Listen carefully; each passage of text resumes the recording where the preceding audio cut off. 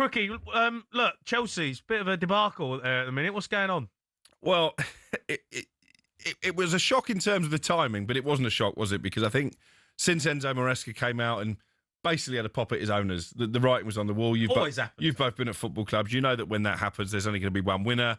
Obviously, results haven't been great either. 1 win in 7 in the Premier League. And there are definitely two sides to this story, because if you speak to people close to Chelsea, they'll say that actually it was the medical staff he was having a pop at, because they were telling him when to take players off, when players were ready to play. He would say actually it was the hierarchy who were interfering too much, and he didn't feel like he was getting the respect that he deserved. The truth is probably somewhere in between. But I've got to say, the reaction from Chelsea fans, almost universally on the side of Maresca. These owners have put themselves under big pressure now.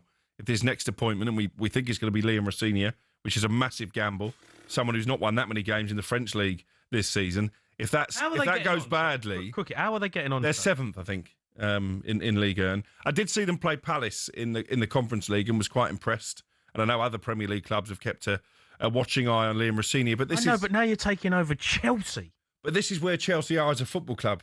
You know, under Abramovich, they went for best in class in terms of managers. I don't think there's any question about that. Now they've got a team full of rookie players who they hope can increase their value, and therefore there's going to be this game of trading where they make a lot of profit. And they're doing the same with managers as well, aren't they? It's where managers come to learn, and that hasn't always been the way with Chelsea. Managers come to learn. That's what it feels like, no? Alex, I was saying earlier, under Abramovich, they signed the best players. Mm-hmm. Ready-made. And the best managers. This is the difference between Maresca. They give him 35, 40 players in the summer and went, go on, coach that lot. Yep. And you've got faces looking at you, and they're not just ordinary faces. That player there is the best player in Algeria. That player's the best player in Italy. They all think they're brilliant. And you've got to tell them they're not playing every week. It's tough. If you start losing games, they're all knocking your door. Try managing that. All multi-millionaires, all on 8-year contracts. How do you deal with that? It's not actually managing. You become like working in a nursery.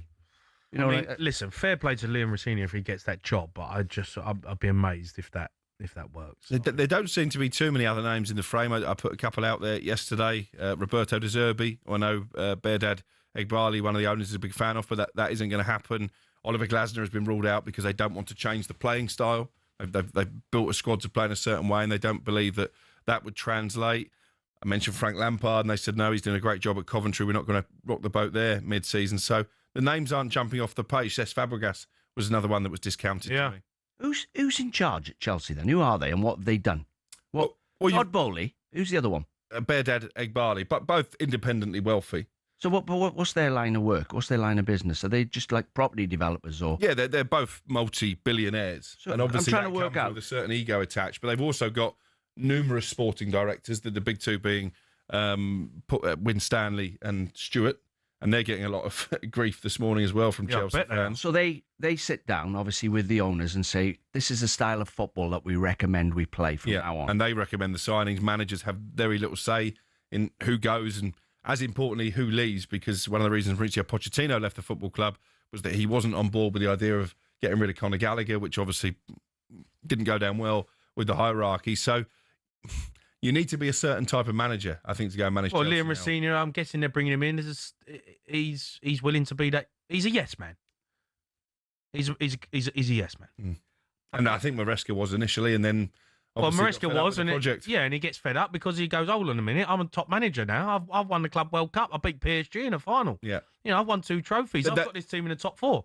They do think he had his head turned by the interest from Manchester City as well.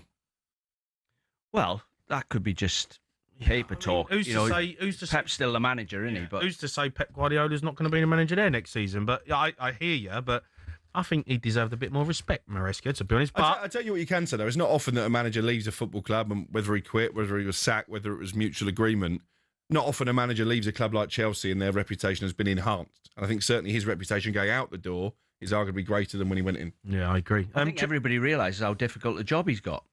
And by the way, it's like managing 33 multimillionaires with no power.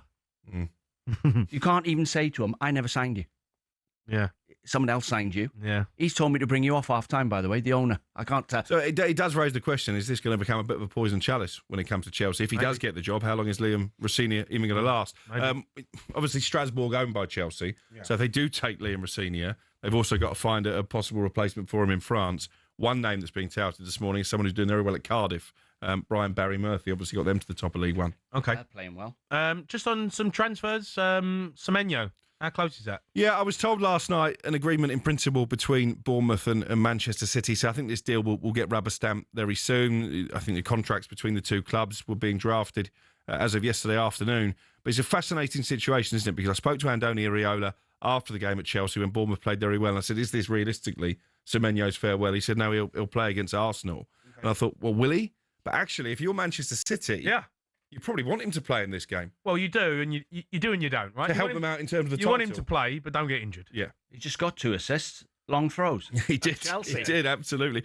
One more for West Ham fans. Well, they're being busy early in this window. They've got a deal in place for a striker from Portugal, Pablo. They're looking to get Adama Traore from Fulham, and they've agreed a fee for another forward, Lazio striker Tati Castellanos, €29 million plus add-ons. There's a medical that is due to take place. I don't think that deal will get done in time for this weekend, but we'll keep an eye on it. Raheem Sterling, there's a bit of talk of him as well. Yeah, for West Ham. I think the issue there is that he wants to put down roots, so he's not particularly interested in joining anyone on loan. I think it would have to be a permanent deal. Right. Keep an eye on Fulham for Raheem Sterling as well. Would you sign Traore? Well, obviously Nuno knows him from Wolves. That's the connection. But I've got to say his numbers. Yeah. You never used to pick him. They're not great, are they? No, but what he is he's a player who can get you out of trouble when you know, if you need to get up the pitch, you need a ball carrier. You know, you like to sit in, like Nuno likes to sit in and play a low block. You need runners. They need pace in that team as well. They've got no pace. I'd rather have Raheem Sterling than Traore. Yeah, but Raheem Sterling, as you said, you don't know him, wages, whatever. I don't think Adama Traore is a bad shout for West Ham. You know, I think it'd be not a bad deal. Crookie, top man, mate. Thank you. Cheers, boys. Keep up the good work. Crookie.